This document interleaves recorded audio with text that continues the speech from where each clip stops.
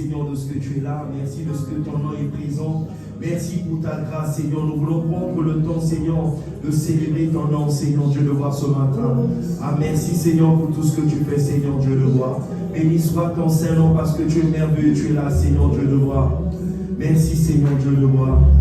Merci, Seigneur. Je veux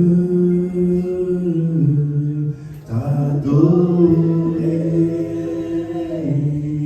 Je veux t'adorer en esprit et en vérité. Oh oui, ce matin, je veux t'adorer. Je veux t'adorer en esprit et en vérité. Oh, une chorale, on vient en chanter. Je veux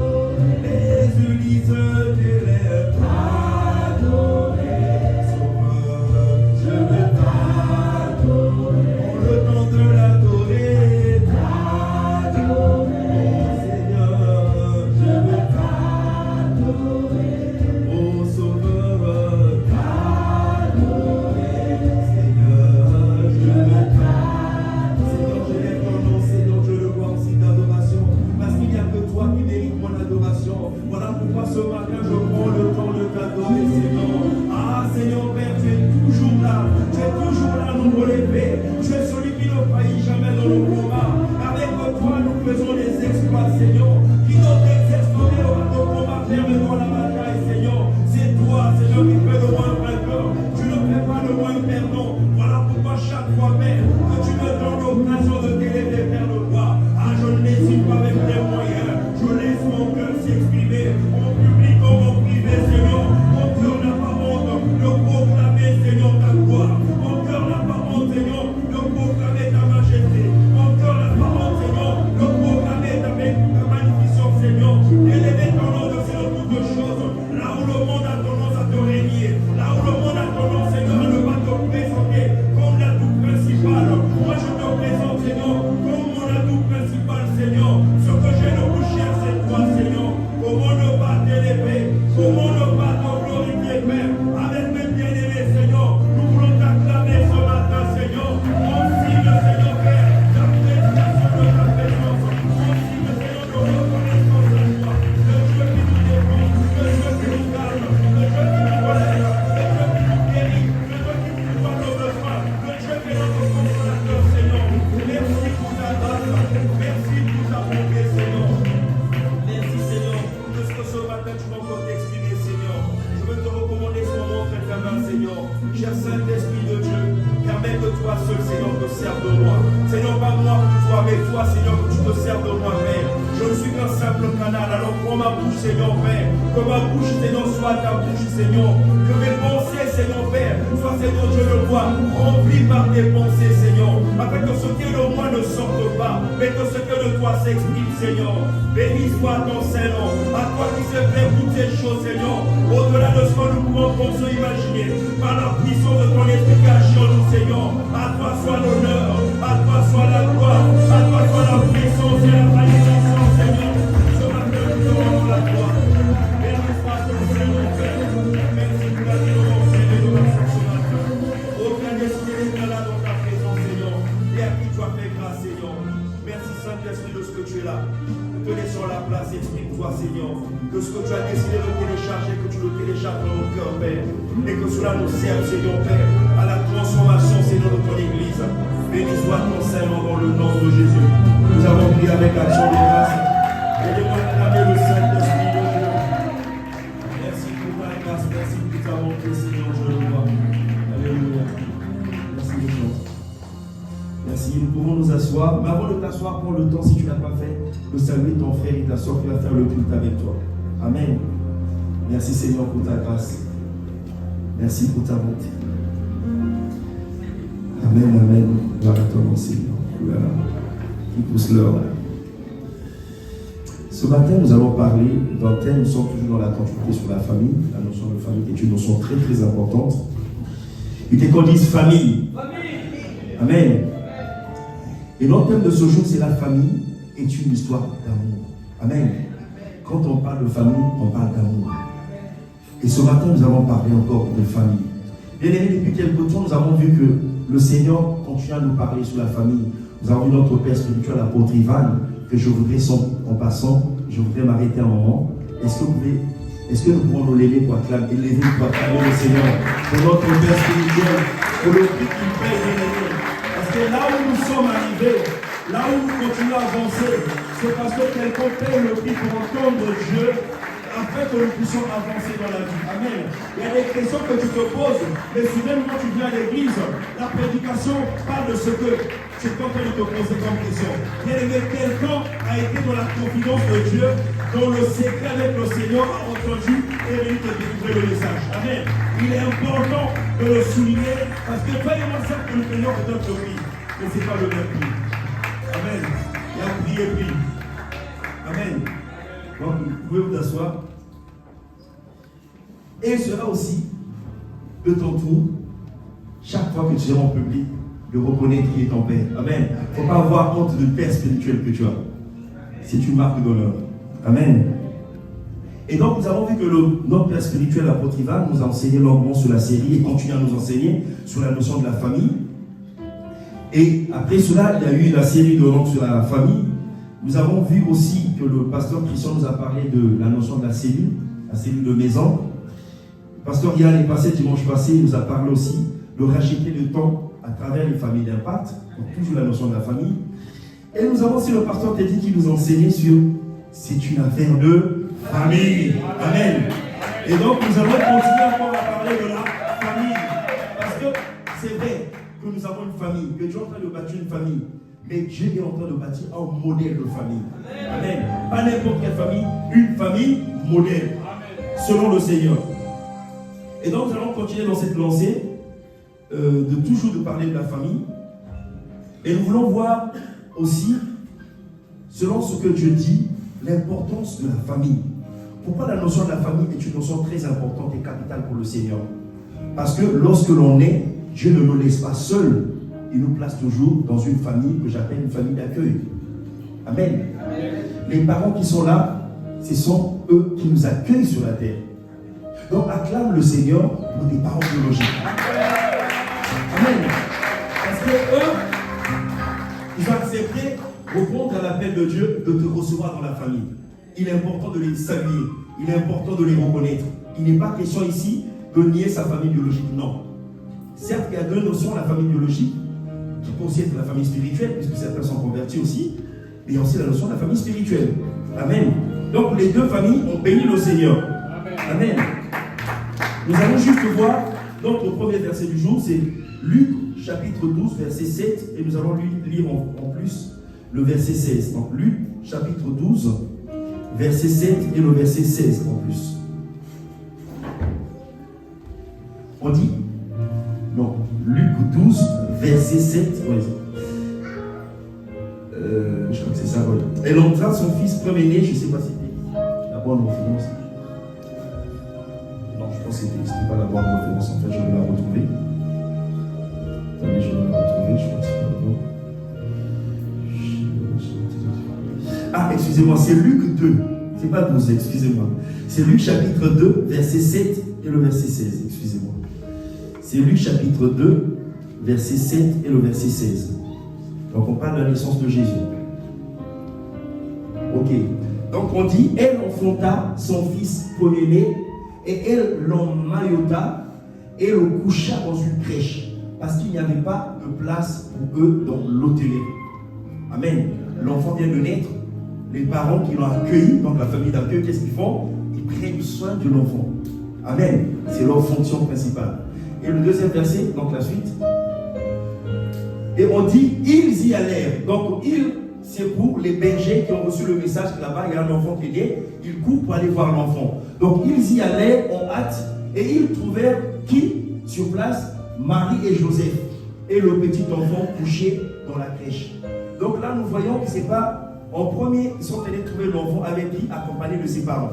Encore la notion de cellule familiale. Amen.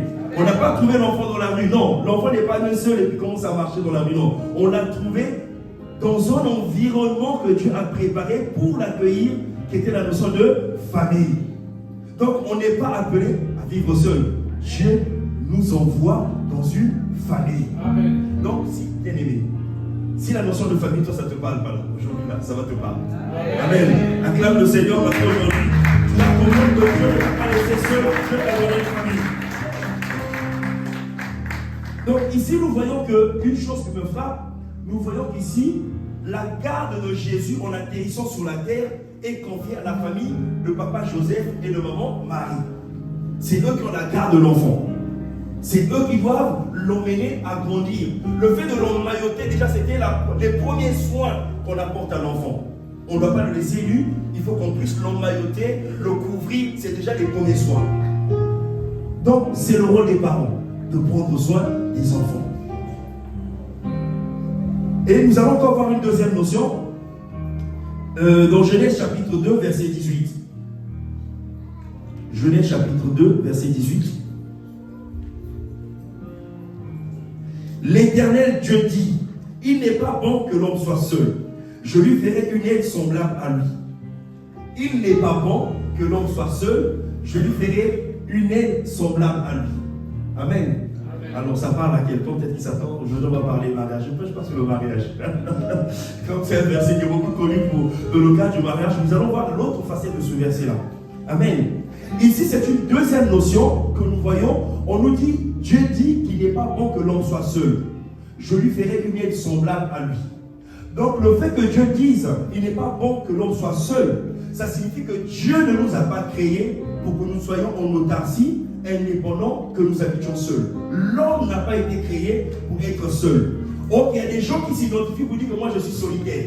Bien aimé Dieu, or non. Amen.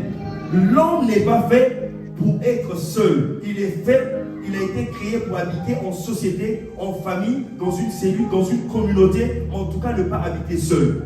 Et quel type de communauté? Donc deuxième chose, on a parlé de la famille, mais là on nous parle des relations. On nous dit, je lui ferai une aide semblable à lui. Alors tu dis, Seigneur, mais ce verset-là est compliqué à interpréter parce qu'on sait que là, quelqu'un va saisir ce verset pour dire que mon aide semblable est en train d'arriver. Mais je veux te dire que ton aide semblable est déjà là, à côté de toi. Amen. Parce que dans cette deuxième facette, Dieu nous parle du semblable. Mais lequel semblable? Dieu nous parle d'une personne de la même nature que toi. Amen.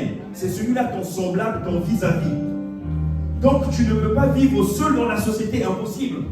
Dieu a forcément créé quelqu'un qui est de la même nature que toi, c'est ton semblable.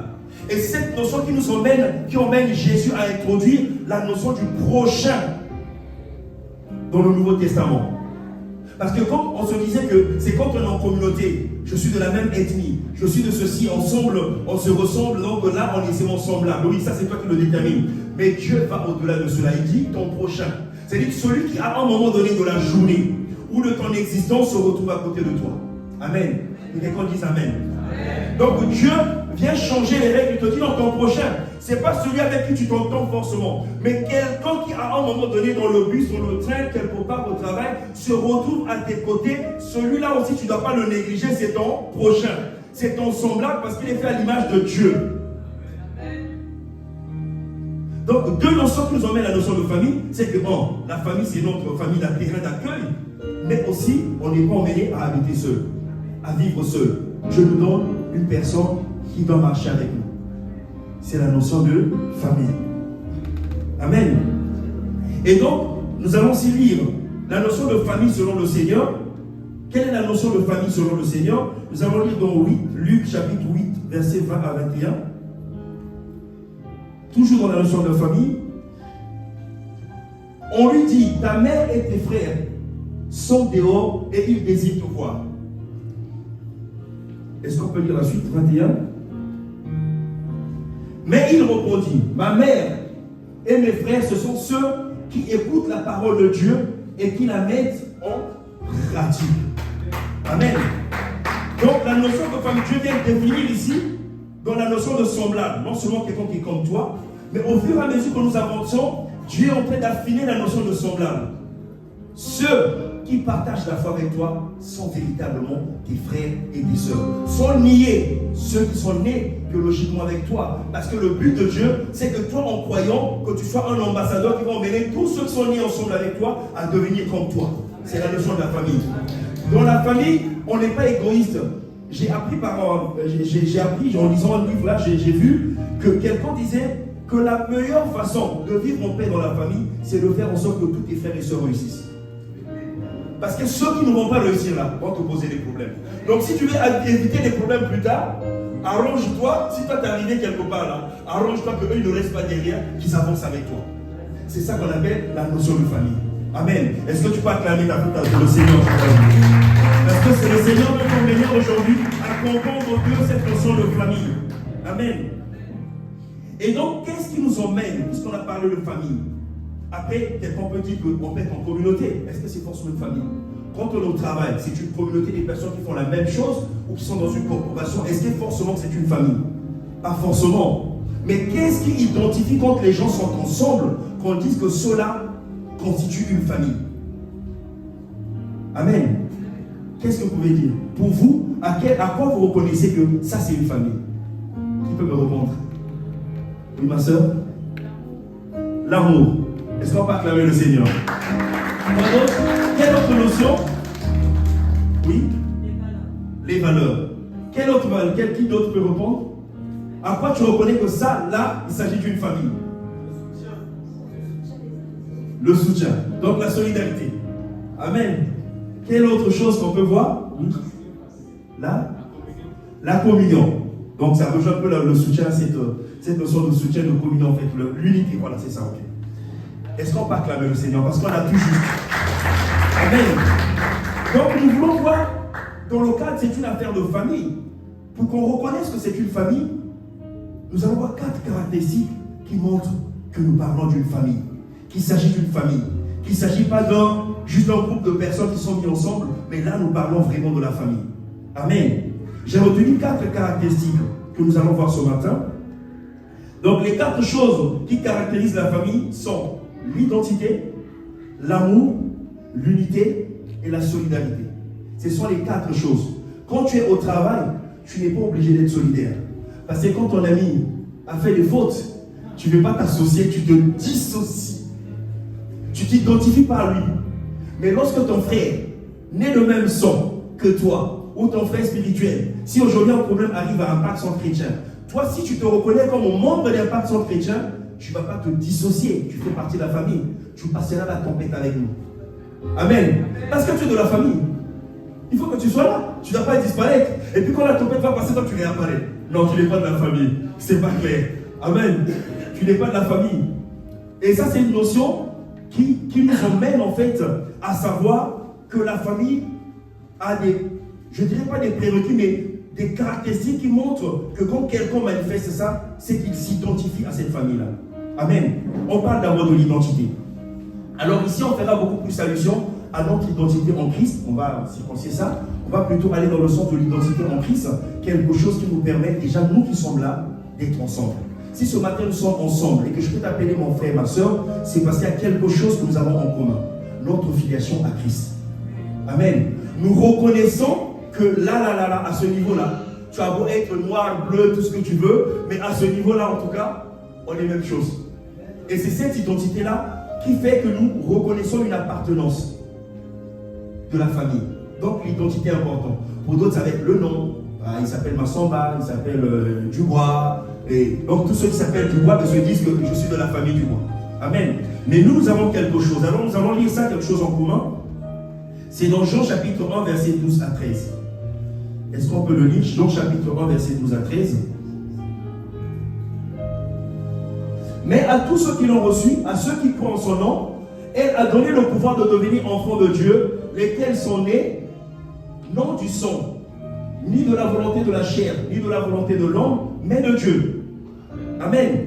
Donc là, nous parlons de la filiation que nous avons avec le Seigneur. Tous qui sont ici, pour la plupart, néanmoins, s'il y a quelqu'un qui ne l'a pas encore fait, je t'invite à la fin à rejoindre la famille, officiellement. Amen. Ne fais pas en cachette comme Nicodème, mais officiellement, fais le choix de devenir enfant de Dieu. Amen. En déclarant cela publiquement. Mais pour la plupart, nous avons fait certainement cet appel au salut. Nous avons répondu à cet appel pour entrer dans la lignée de Christ. Afin que nous ayons la filiation de Dieu. Que nous soyons reconnus comme Dieu. Donc nous entrons par ce moyen officiellement dans la famille des enfants de Dieu. Amen. Et c'est cette filiation qui nous donne cette identité d'enfant de Dieu. Et donc, cette filiation rend un peu particulière notre relation, parce qu'au niveau de cette relation-là, l'avantage, c'est qu'on ne voit pas nos compétences. L'aîné, même si tu es directeur, même si tu es ministre, quand tu es en famille, ton poste de ministre, là, ton titre de ministre, tu le mets à côté. Ton frère va t'appeler Jean-Jacques. Il ne va pas t'appeler monsieur le ministre. Amen. Il ne va pas t'appeler monsieur le ministre, parce que pour lui, ce n'est pas la notion qui le lie à toi. Celui qui va t'appeler ministre, c'est celui qui a la notion de collaborateur. Mais lui, ce n'est pas la notion qui le lie à toi. Le lien qu'il a avec toi, c'est la fraternité. Il t'appelle par ton nom. Amen. Et il est à l'aise avec toi. Il peut même te taper dessus. Pendant que quelqu'un me dit, le président se fait taper par l'épaule. Mais comment ils sont, quel est leur... Parce que lui, ce n'est pas ce qu'il considère en fait. Il sait qu'est-ce qu'il voulait. Donc il connaît son identité. Amen. Donc cette filiation rend notre sentiment, rend notre relation assez... Et nous donne un sentiment d'appartenance à une famille.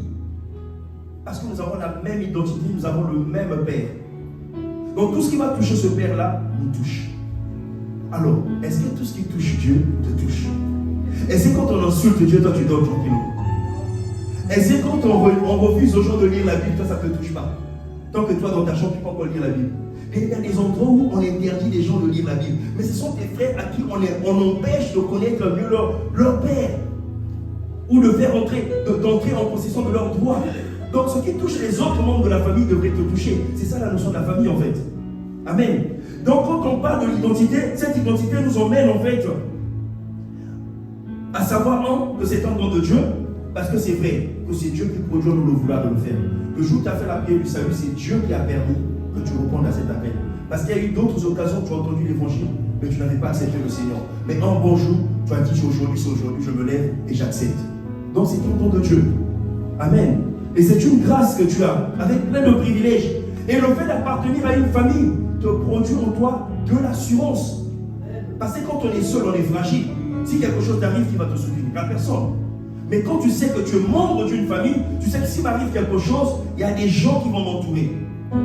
C'est ça la notion de la famille. Et qu'est-ce qui te donne ce droit-là, ou ce privilège? C'est ton identité, que tu reconnais. Et donc, moi, je peux décliner mon identité comme étant membre d'une famille. Je vais dire que je suis de la famille NBC parce que je reconnais que je fais partie de cette cellule-là. Je peux reconnaître que je suis membre de la famille d'Impact de Barcelone parce que c'est la famille que je fréquente et je reconnais que c'est ma famille spirituelle. C'est là-bas que je suis nourri.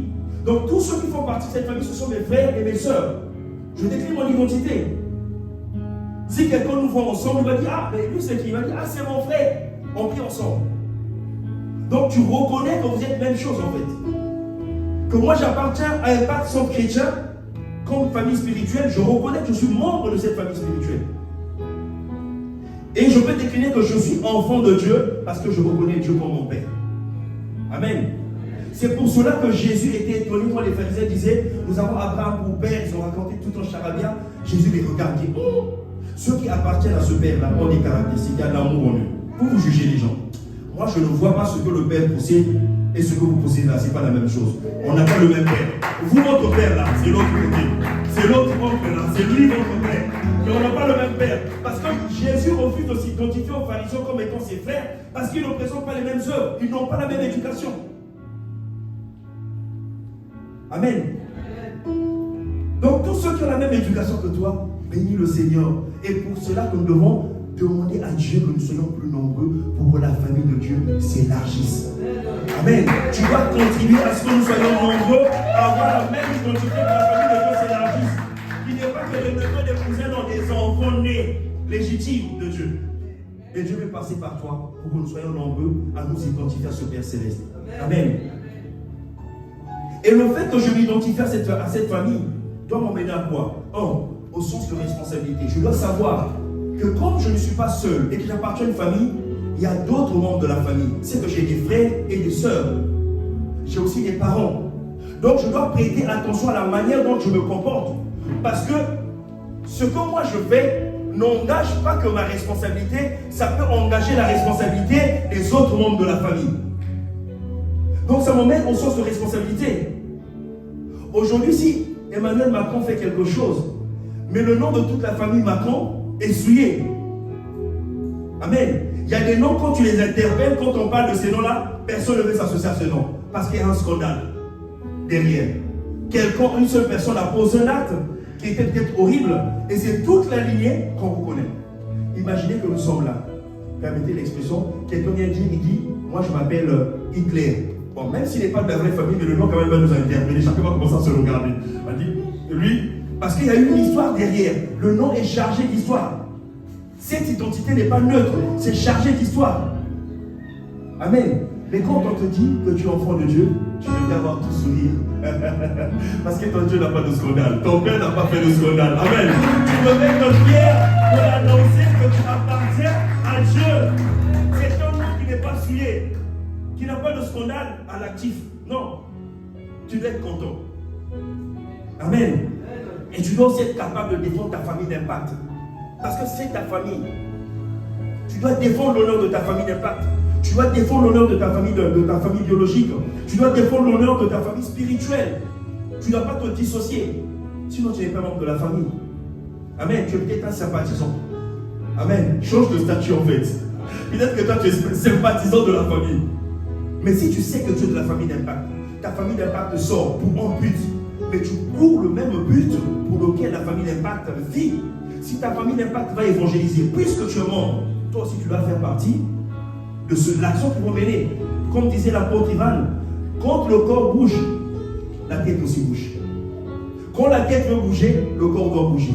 Donc toi, si tu es la main, tu ne peux pas te détacher pour dire que moi, pour cette action-là, monsieur main, monsieur pied, monsieur corps, je ne sais pas quelle partie du corps, je ne viens pas avec toi parce que moi aujourd'hui je suis en vacances. Non, tu fais partie du corps. Quand le corps bouge, toi aussi tu bouges. Amen. Donc rejoins l'évangélisation avec les familles d'Impact. Toutes les actions d'Agapé qui sont là, rejoins parce que tu fais partie de la famille. Amen. Et la deuxième caractéristique de la famille, c'est l'amour. Alors c'est la grande notion, l'amour. L'amour. Que quelqu'un dise l'amour. Pourquoi l'amour? Nous allons lire dans Marc 12, verset 30 à 31. Marc chapitre 12, verset 30 à 31. Jésus dit, et tu aimeras le Seigneur ton Dieu de tout ton cœur, de toute ton âme, de toute ta pensée et de toute ta force. Et voici le second commandement, tu aimeras ton prochain comme toi-même. Il n'y a pas d'autre commandement plus grand que cela. Amen. Il n'y a que deux grands commandements. Tu aimeras ton prochain. Tu aimeras d'abord Dieu. Donc la source. De tout ton cœur, de tout ton élan, tout ce que tu es là, tu dois aimer ton Père. Parce que c'est de lui que tu es sorti. Amen. Il est arrivé des moments où le peuple d'Israël voulait se dédier, où il voulait faire certaines choses à leur manière. Et Dieu, dans le livre d'Ésaïe, rappelle au peuple d'Israël, il dit, souvenez-vous du rocher duquel vous avez été taillé. Souvenez-vous de la force de laquelle vous avez été tiré. On n'oublie pas ses origines. Il ne faut pas oublier tes origines. Si tu oublies tes origines, tu t'oublies toi-même. C'est que tu oublies et tu effaces ton histoire. Amen. Tu ne peux pas oublier. C'est-à-dire que tu te retrouves dans certains environnements, tu oublies ton identité que tu es enfant de Dieu. Ben, c'est grave. Parce que ton identité va t'emmener à savoir comment tu vas te comporter. Et tu ne peux pas. Alors Dieu te dit, souviens-toi de la source de laquelle tu viens et tu dois aimer cette source-là. Parce que cette source, si tu l'aimes, va continuer à te faire exister. Sinon, si tu oublies tes sources, tu vas ta perte et tu vas disparaître. Donc tu dois aimer la source. Tu dois aimer Dieu de tout ton cœur, de toute ton âme et de toutes tes pensées. Et de toute ta force. Et voici le second, tu aimeras ton prochain comme toi-même et il n'y a pas d'autre commandement. Donc la notion du prochain revient encore. Amen. Donc lorsqu'on parle de la famille, on s'attend à voir des personnes qui s'aiment. On s'attend à voir des personnes qui s'apprécient. Des personnes qui se soutiennent. Quand on parle de famille, on s'attend à voir des personnes qui marchent ensemble, qui aiment la compagnie les uns des autres. On ne s'attend pas dans la famille à voir des gens qui se battent, qui se combattent, des gens qui se haïssent. Généralement, ça nous étonne. On dit, mais comment ils sont frères et sœurs et ils ne s'apprécient pas, ils ne s'aiment pas? Parce que ce n'est pas le lieu où on doit retrouver ces choses-là. On s'attend à voir des personnes qui sont soudées. C'est comme deux personnes qui sont jumeaux, et puis vous les voyez se détestent à mourir. On en a déjà vu. Hein. Les gens qui disent, et puis vous posez des questions, mais ceux-là sont sortis du même ventre, parce que c'est compliqué leur histoire. Est-ce que les combats n'ont pas commencé là-bas? Est-ce qu'ils ont la même source? Parce qu'on ne peut pas entendre, quand on voit les jumeaux, les gens sont complices. Je ne sais pas si vous avez déjà vu les jumeaux, les vrais jumeaux là. Vous allez les voir comme nos pères, hein, se taquinent tout le temps. Des fois, vous avez du mal à faire la différence qui est qui. Amen. Tous, quand on arrivait ici, on avait du mal à les distinguer. Mais ils se défendent toujours l'un à l'autre. Ce qui va toucher l'un va toucher l'autre, forcément. Personne ne va se déjouer. Et à l'époque où nous grandissons, on voyait les jumeaux, des fois ils s'habillaient de la même tenue. Ils sont tous en bleu, ils sont tous en blanc, même mariés. Ils ont leur famille, chacun fondait leur famille, ils sont toujours complices. Toujours soudés. Ceux-là, ce sont des vrais jumeaux. Amen. Et on s'attend à ce que les frères et sœurs manifestent un tel amour. Mais quand ils se combattent, on se dit, c'est que le diable a créé une brèche et a introduit quelque chose au monde. Amen. Quelque chose a été défiguré. La notion d'amour. Et la deuxième chose, nous allons lire encore dans Jean 13, verset 35, toujours la notion d'amour. Il dit, je vous donne un commandement nouveau. Aimez-vous les uns les autres. Comme je vous ai aimé, vous aussi. Aimez-vous les uns les autres. Il dit, à ceci, tous connaîtront que vous êtes mes disciples si vous avez de l'amour les uns pour les autres. Donc la chose qui fait qu'on nous identifie, ce n'est pas quand tu pries 10 heures du temps, ce n'est pas quand tu sais parler de Dieu, mais ce qui montre que tu connais Dieu même, c'est que tu aimes. On va dire que là, on sent que lui, il connaît Dieu. Et le livre de 1 Jean nous dit que celui qui n'aime pas son frère ne connaît pas Dieu. C'est pas possible. Tu ne peux pas connaître Dieu et haïr. C'est pas possible. L'amour, la notion de l'amour. Je dis qu'on dise l'amour. Et l'amour, c'est ce qui met les membres de la famille ensemble, de sorte que la solidarité est toujours là, de sorte qu'ils peuvent vivre ensemble. Amen. Ils ne se combattent pas. C'est ce qui nous empêche de pouvoir rester. C'est ce qui nous emmène plutôt à être soudés. Parce qu'il y a la notion de l'amour. C'est comme un ciment qui vient solidifier une surface. Comme quelque chose. Là, par exemple, la surface là, elle est bétonnée. Donc, c'est fait du ciment. Pour la casser, bien aimé, il faut vouloir. Amen. Pour casser ça, il faut vouloir. Pour casser ça, il faut vouloir. Et l'amour, c'est comme cette chose qui vient solidifier toute chose. Quand il y a l'amour, ça devient plus dur, plus rigide, et ça résiste à tout. Aime comme Dieu aime. Et Dieu nous établit des limites, en fait, il nous montre finalement, il nous définit la vraie notion d'amour. Il parle d'amour, mais il nous définit la vraie notion d'amour. Est-ce qu'on peut lire dans 1 Corinthiens chapitre 13, verset 1 à 7? 1 Corinthiens chapitre 13, verset 1 à 7. Je vais lire. On dit, quand je parlerai les langues des hommes et des anges, si je n'ai pas la charité, donc l'amour, je ne suis qu'un airain qui résonne ou une cymbale qui retentit. Quand j'aurai le don de prophétie, la science de tous les mystères et toute la connaissance, quand j'aurai même toute la foi jusqu'à transporter les montagnes, si je n'ai pas la charité ou l'amour, je ne suis rien. Quand je distribuerai tous mes biens pour la nourriture des pauvres, quand je livrerai même mon corps pour être brûlé, si je n'ai pas la charité, cela ne sert à rien. Mais qu'est-ce que la charité? La charité, quoi? Elle est patiente. Quand on aime, on est patient. Amen. On espère le changement de l'autre. Et on prie pour ça. La charité, elle est pleine de bonté. La charité n'est pas envieuse. La charité ne se vante point. Elle ne s'offre point d'orgueil. Elle ne se fait rien de malhonnête. Elle ne cherche point son propre intérêt. Elle ne soupçonne point le mal. Elle ne se réjouit point de l'injustice, mais elle se réjouit de la vérité. Elle s'excuse de tout. Elle croit en tout. Elle espère en tout. Et elle supporte tout. Allez, vous rejoindre. Si les personnes sont mariées, ils sont liés par l'alliance. S'ils ne peuvent pas se supporter, ce n'est que question de temps. Amen. Si l'amour n'est pas celle qui supporte, ce n'est pas celui qui supporte, ce n'est que question de temps. Amen. Donc, ça, c'est une notion qui est très importante, l'amour. Quand il n'y a pas d'amour, ce que l'on vit là, c'est une mauvaise aventure. C'est un rêve dans lequel on va vite se réveiller. Parce que la flamme va vite s'éteindre. Alors Dieu, pour solidifier nos relations, nous montre la notion de l'amour. Et nous invite, et il définit l'amour dans les détails. Donc tu comprends par là, bien-aimé, que le Seigneur attend à ce que tu aimes. Si tu es membre de la famille, que tu aimes. Le Seigneur attend que tu soutiennes les autres, que tu supportes les autres membres de la famille. Amen. Et qu'est-ce qui se passe? Comment ça se manifeste cet amour? Quand tu fais partie d'une famille, qu'est-ce que tu fais? Tu appelles les autres membres de la famille pour prendre leurs nouvelles.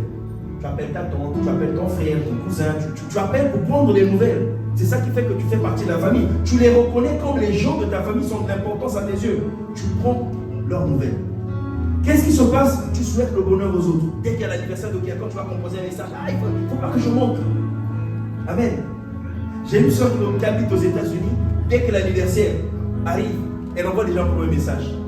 Même quand c'est son anniversaire, elle te fait le rappel. N'oublie pas, parce qu'en fait, tout le monde peut zapper, peut oublier. En fait, elle vient juste avant moi, donc on a une certaine complicité. Tout le monde peut oublier son anniversaire. Mais moi, je suis tenu à ne pas oublier l'anniversaire. Donc, vu le fuseau horaire, il faut manager. 7 heures de différence, de décalage, il faut manager. Savoir à quelle heure il finit le travail, à quelle heure je dois l'appeler. La notion de famille. Tu prends les nouvelles, tu veux faire plaisir à l'autre. Tout ce qui va lui donner de la joie, va le réjouir, mais tu le fais. Amen. C'est la notion de famille. Ce qui touche l'autre te touche. Ce qui touche l'autre te touche. Tu rends visite quand cela est possible. Ce sont les membres de ta famille.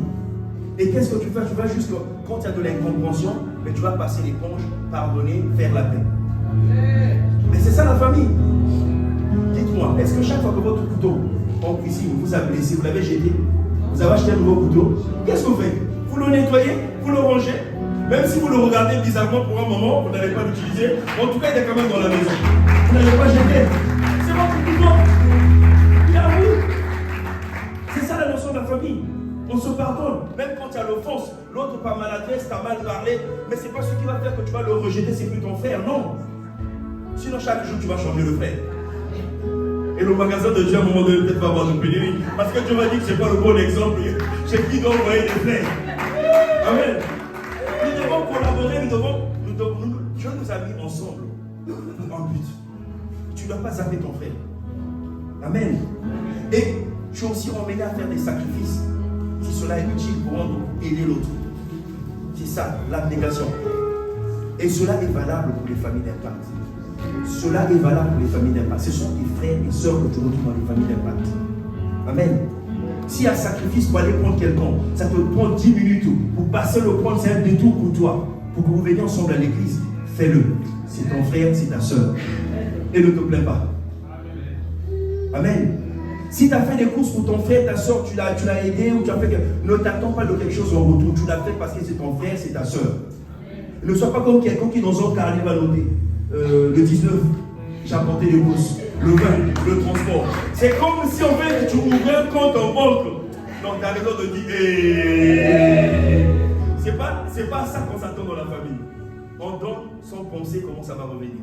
C'est Dieu qui est le récompense. C'est lui qui est le rémunérateur. Amen. Est-ce que tu peux acclamer le Seigneur? Et Jésus nous a montré le bon exemple. Lui, parce qu'il a aimé, il n'a pas aimé juste avec les paroles.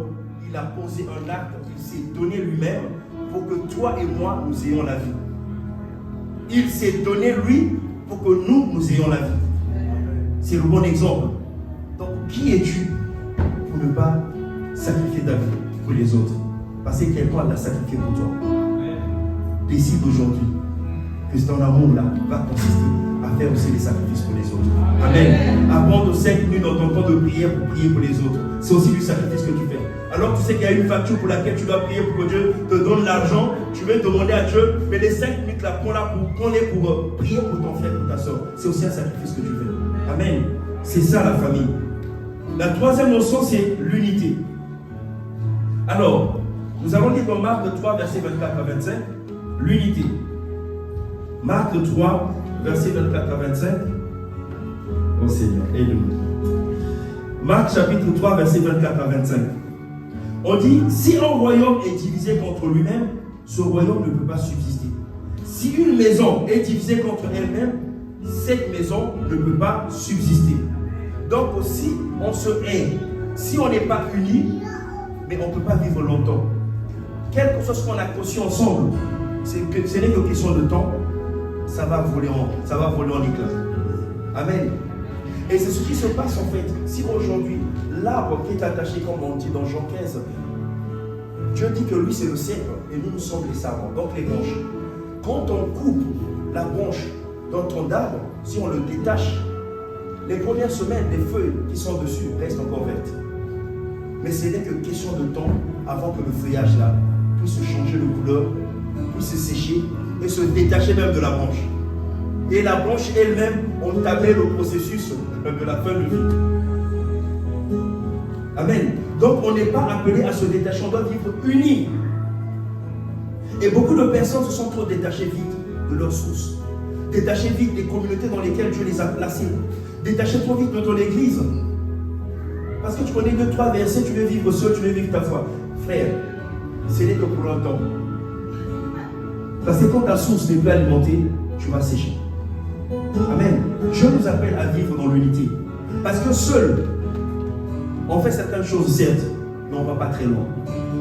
Mais à plusieurs, on peut aller plus loin et faire plus de choses. Amen. Donc l'unité est vraiment l'église.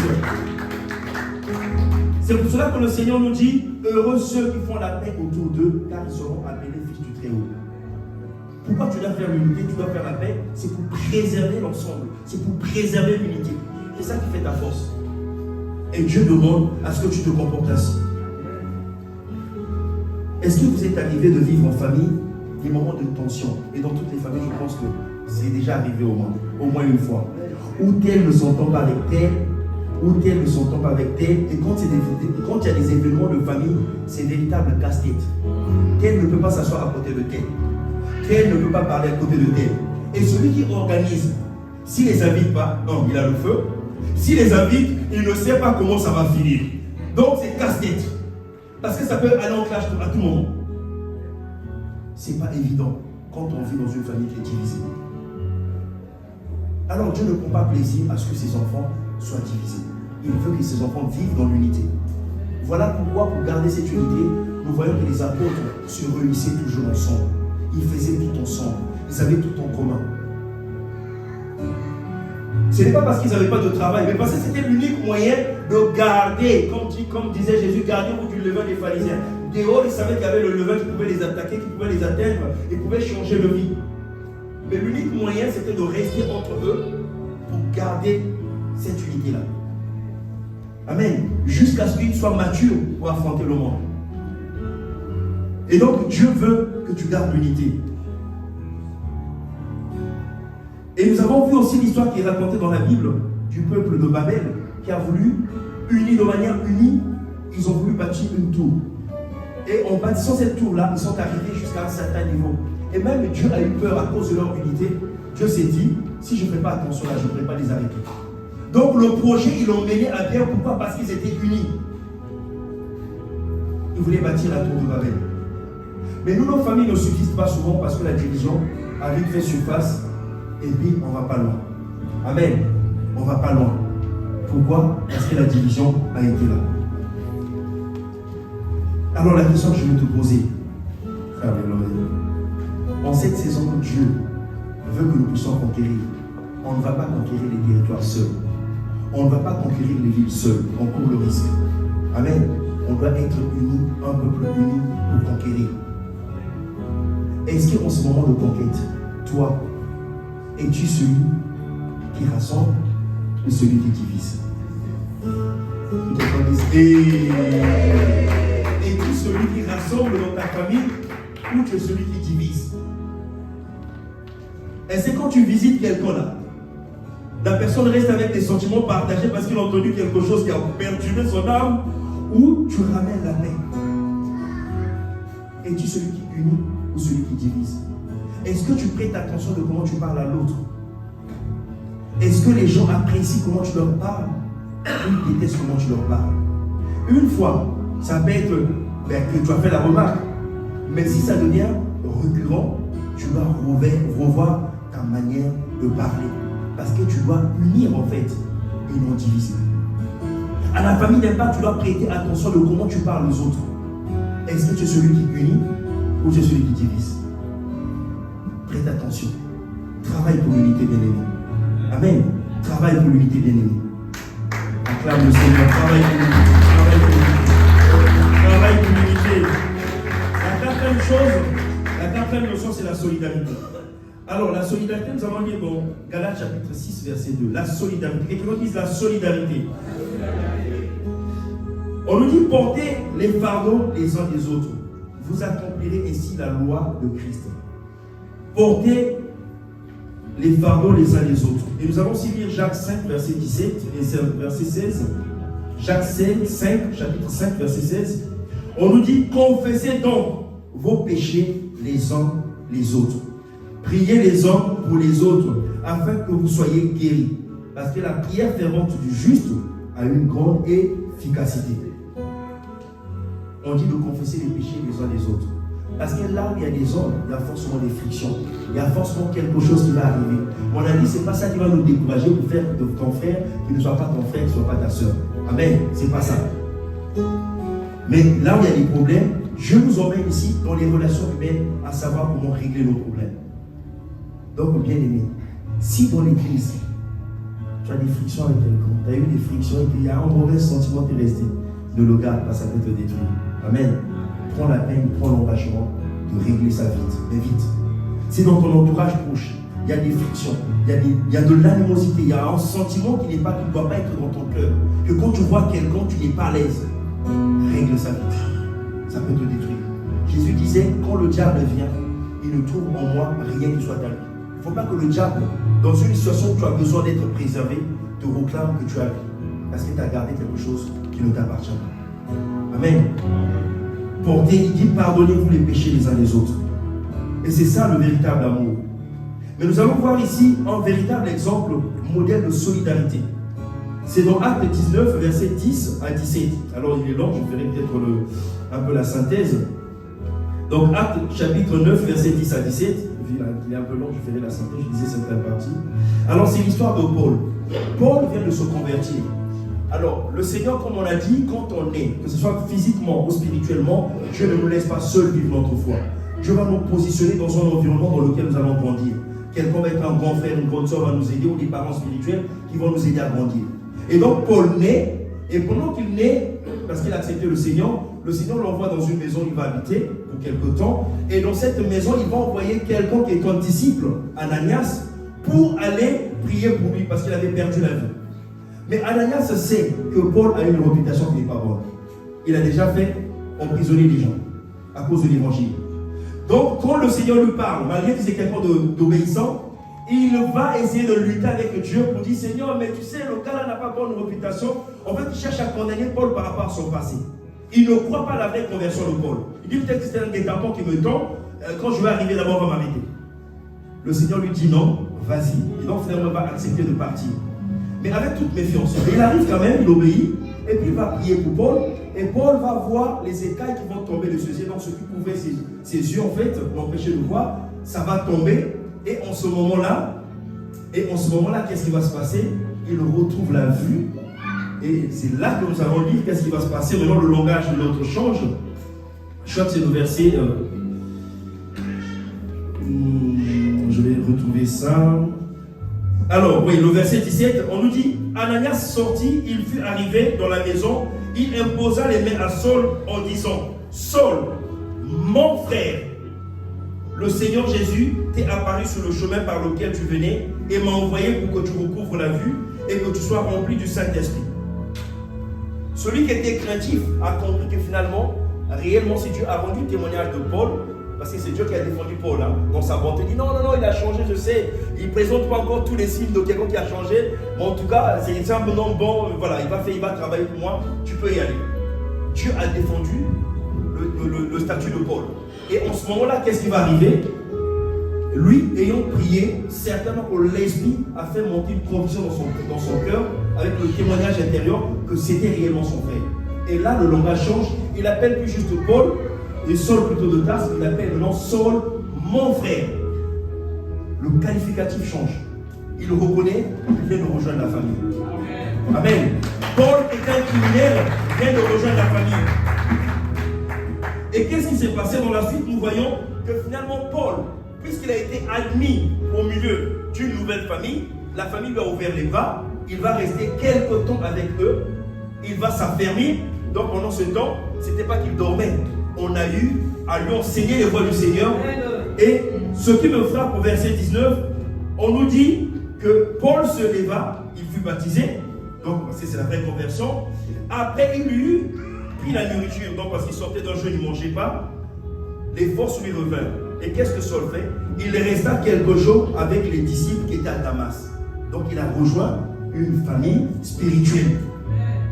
Il vient de naître, Dieu le positionne dans une famille spirituelle. Et cette famille spirituelle l'aide à grandir. Et la conséquence c'est quoi? Le verset 7, la fin, on nous dit, et aussitôt il prêcha dans les synagogues que Jésus était le Fils de Dieu. Comment quelqu'un est né de nouveau, à peine né de nouveau, il commence à parler de Jésus. À quel moment il a connu Jésus? À quel moment qu'est-ce qui s'est passé?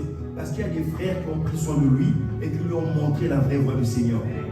Il s'est senti considéré, encouragé pour vivre sa nouvelle foi. Ils ne l'ont pas jugé et il est sorti comme un témoin pour rejoindre le chemin de l'évangile. Et quand vous lisez le chapitre plus loin, ceux qui le connaissaient comme quelqu'un qui persécutait l'église, finalement, qu'est-ce qu'ils ont fait? Ils ont voulu le combattre. Ils vous disent, mais si lui qui combattait, qui nous aidait à combattre l'église, se convertit, mais c'est fini pour nous, puisqu'il va rendre témoignage. Faisons-le mourir. Alors on a voulu le faire mourir, Et les frères se sont associés pour le faire quitter la ville de nuit. La solidarité et le soutien de la famille. Amen. Ils se sont arrangés à le faire fuir de la ville pour que sa vie ne soit pas en danger. C'est ce que la famille fait. On soutient l'autre. Amen. On soutient l'autre. Dis à ton frère à côté, soutiens l'autre.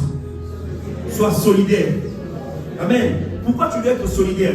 Parce que la Bible nous dit que ce qui est né de la chair est chair, ce qui est né de l'esprit est esprit. Si tu as rejoint les enfants de Dieu, que tu es maintenant né d'esprit, tu dois te comporter comme les enfants de Dieu.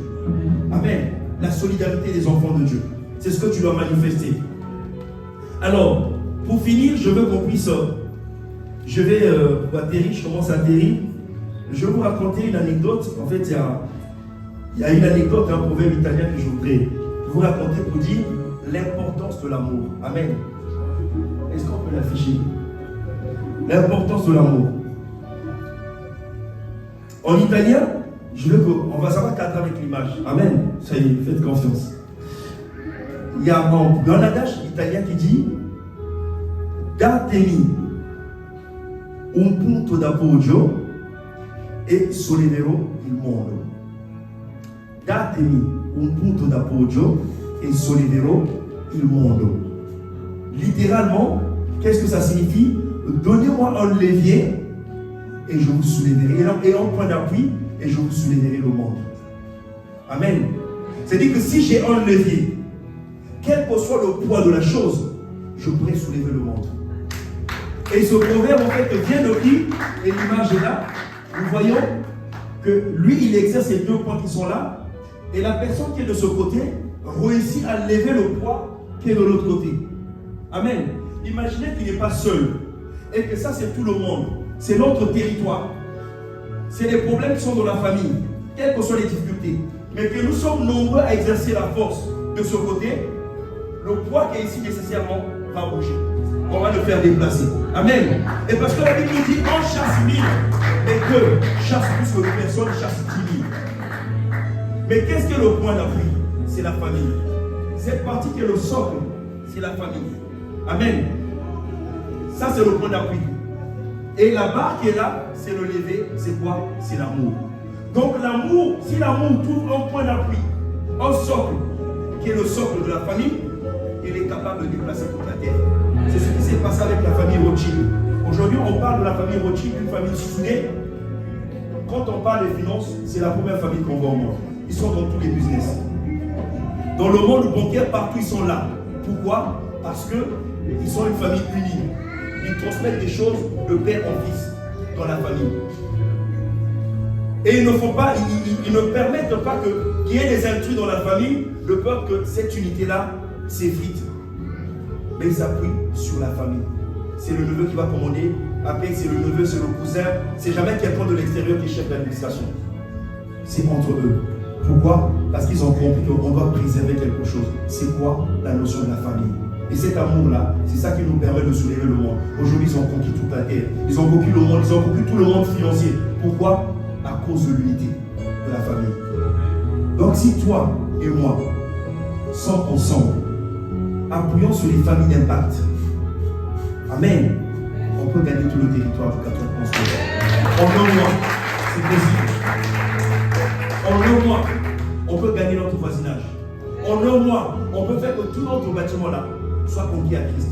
En un mois, notre famille peut être sauvée. En un mois, on peut faire autant de choses. Pourquoi? Parce que nous serons unis comme une famille, poursuivant le même but, le salut de tous ceux qui nous sont chers. Est-ce que tu prends cet engagement, bien-aimé? Parce que Dieu te donne la possibilité. Il t'a donné le point d'appui. Il te demande de rejoindre une famille d'impact. Il te demande de rejoindre l'église, pas en quelqu'un de fantôme ou en sympathisant. On a dit tu rejoins la famille. Mais tu es vraiment membre à part entière de la famille. Ce qui se fait dans la famille, tu es là. Quand la famille part au fond, tu es là. Si tu le fais, bien-aimé, tout ce qui était pour toi une montagne, ensemble, on va le soulever. Quelle est la montagne que Dieu ne va pas soulever? Est-ce le mariage? L'esprit qu'ils ont mis pour le célibat va partir. Est-ce un problème financier parmi toi là? Parce que tu vas manifester l'amour. Il y a un chef d'entreprise qui va te localiser sur ta fidélité dans le service et qui va te donner l'opportunité. Amen. Qu'est-ce que Dieu ne pourra pas te donner? Le marché dont tu cherches là, quelqu'un saura ta détermination, le sens de la fidélité que tu as, parlera de toi quelque part. Amen.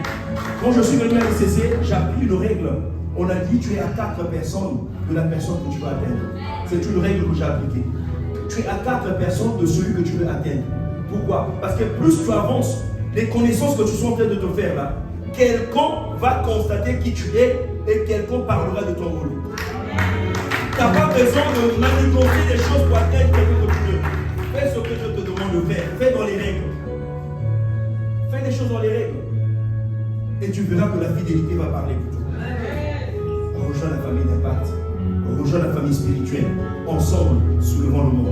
Est-ce qu'on peut se lever?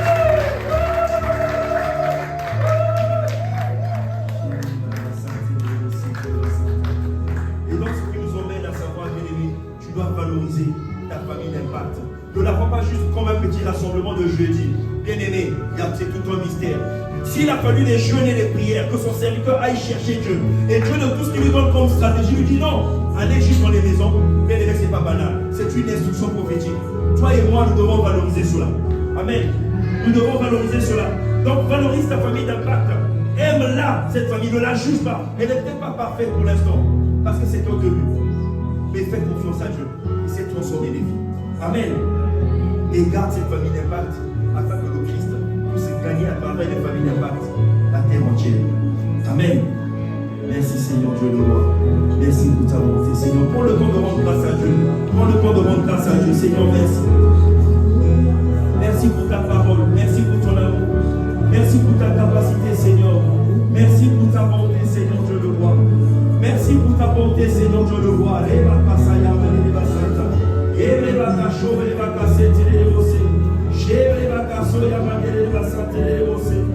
Merci, Seigneur, pour tout ce que tu fais. Merci pour ta bonté. Merci pour ta grâce. Merci pour ton amour, Seigneur.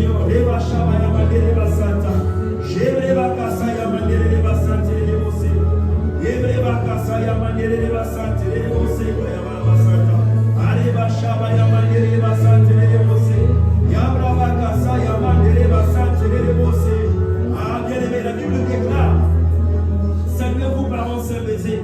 Il dit, saluez-vous par un saint baiser. Bien-aimé, tu vas manifester l'amour. Bien-aimé, ce n'est pas banal ce que nous allons faire. Parce qu'il y a beaucoup de personnes, il n'y a personne qui les prenne dans leurs mains. Pour avoir déjà vu les personnes fondre en larmes parce qu'on l'a pris dans les bras, personne ne le considère de cette manière-là. On ne lui donne autant d'amour. Amen. Bien-aimé, c'est un acte prophétique que nous allons faire. Oui, pourquoi prophétique? Parce que nous allons juste prophétiser que dans cette église, nous allons être une église qui démonte. Amen. Nous allons être une église qui est solidaire. Nous allons être une église qui est unie. Nous allons être une église qui aime et qui connaît son identité. Amen. Voilà pourquoi nous allons prendre une minute, bien-aimé. Tu vas te déplacer de ton siège. Pas dans l'autre rangée, mais salue quelques personnes dans l'église. Si tu veux les prendre par la main, prends-les par la main, bien-aimé. Nous allons témoigner l'amour. Nous allons pas juste rester au niveau des paroles. Amen. Nous allons témoigner l'amour. Déplace-toi de là où tu es. Va prendre ton frère, prends-le dans tes bras. Dis que tu es mon frère. Confesse-le, témoigne-le. Ne reste pas scotché. Ne reste pas scotché. Témoigne de l'amour. Témoigne de l'amour à ton frère, à ta soeur. Tu ne sais pas combien de temps il n'a pas reçu un câlin. Mais pourquoi le câlin est si important? Parce que c'est le signe d'amour, bien-aimé.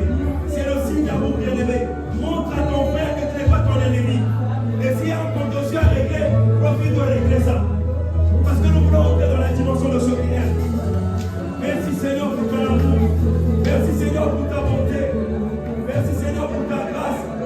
Merci Seigneur pour ta grâce. Celui qui a tes côtés, c'est ton frère, c'est ta soeur. Vous avez les mêmes parents. Les parents spirituels que nous avons dans cette maison sont les mêmes. Et le Père Céleste qui nous a donné par l'influence, qui nous a adoptés, il n'a pas changé. Notre Père aime. Toi aussi tu vas aimer. C'est par l'amour qu'on reconnaîtra que nous l'appartenons, que nous lui appartenons.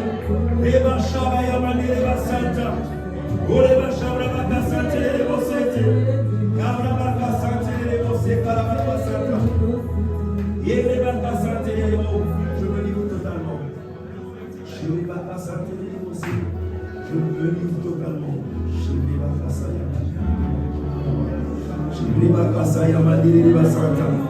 Merci Seigneur, je le vois. Oh, tu vas dire à Dieu, Seigneur, je me livre, Seigneur, totalement à toi. Là où j'étais incapable d'aimer, Seigneur, merci de remplir mon cœur d'amour. Là où je n'avais pas d'identité, je n'arrivais pas à m'approcher, à m'identifier à une cellule familiale, à m'identifier à une église. Je passais d'église en église. Ah, quand tu dis à Dieu, Seigneur, maintenant, merci de ce que tu m'as donné une famille qui m'accueille. Merci de ce que tu m'as donné une famille qui m'accueille. Et bénis le Seigneur pour cette famille qui t'accueille maintenant. Allez, ma chambre, ma sainte, les Seigneur, merci pour la grâce que tu nous apportes, Seigneur. Nous nous livrons, Seigneur, Dieu le roi. Remplis-nous de ton amour, Seigneur. Remplis mon frère, ma soeur, de ton amour. Remplis chacun de nous de ton amour, Seigneur. Accorde-nous la grâce de te connaître, Seigneur. En manifestant l'amour, Seigneur. Parce que toi, ils sont manifestant l'amour qu'on reconnaîtra. Que nous t'appartenons, Seigneur. Merci pour ta grâce. Merci pour ta grâce. Bien-aimé, lève ta voix, prie pour l'amour. Remplisse ton cœur d'amour. Parce qu'il a dit le Saint-Esprit a déversé son amour dans nos cœurs. Et les Saint-Esprit, je vais faire le nettoyage dans nos cœurs. Déverse ton amour maintenant. Déverse ton amour dans nos cœurs. Déverse ton amour dans nos vies maintenant. Saint-Esprit de Dieu, nous avons besoin de toi. Merci pour la grâce que tu manifestes. Merci pour ta bonté, Seigneur. Merci de ce que tu fais de nous un peuple qui aime, un peuple qui est solidaire, un peuple qui connaît son identité, Seigneur. Qui n'oublie pas ses origines, qui n'oublie pas la source, Seigneur, et qui attache à sa filiation, qui valorise la famille. Merci, Seigneur, pour le soutien, Seigneur, les uns des autres, pour la solidarité, Seigneur, je le vois. Et de ce que tu fais de nous, Seigneur, un peuple capable de gagner, de conquérir le territoire. Béni soit ton Seigneur, Seigneur. Merci pour ta grâce. Merci pour ta bonté, Seigneur. Jésus va passer. Et les bien avant que nous avons les yeux, nos regards baissés, les yeux fermés. Si tu n'as pas encore fait la paix avec le Seigneur, peut-être que tu as été perdu à un moment donné, parce que tu ne te retrouvais plus. Tu as peut-être fait les églises déjà, et où tu n'es pas retrouvé, où l'identité d'enfant de Dieu en toi n'a pas été ancrée, du fait que ce que tu voyais n'était pas le modèle que tu recherchais.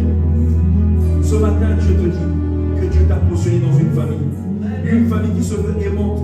Elle n'est peut-être pas parfaite encore, mais Dieu est en train de travailler pour la rendre parfaite.